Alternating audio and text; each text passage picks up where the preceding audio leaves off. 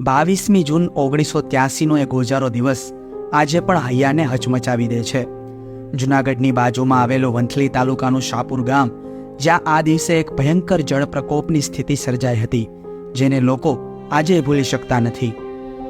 આજથી 41 વર્ષ પહેલાંની આ વાત છે. સોરઠ પર આબ ફાટ્યું. જ્યાં જુઓ ત્યાં પાણી જ પાણી. સોરઠ માથે અંદાજે 70 ઇંચ જેવો વરસાદ ખાબક્યો.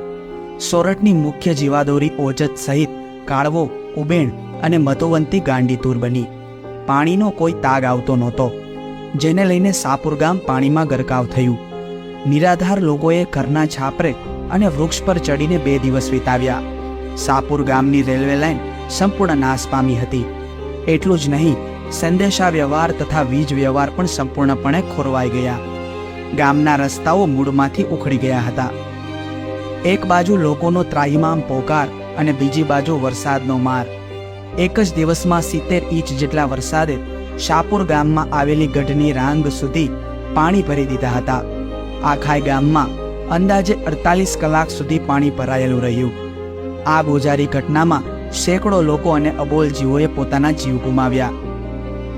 સેવાભાવી યુવાઓએ તરત બચાવ કામગીરી શરૂ કરી દીધી. પૂરમાં ફસાયેલા લોકોને દોરડા વડે બહાર કાઢી સલામત સ્થળે પહોંચાડવામાં આવ્યા.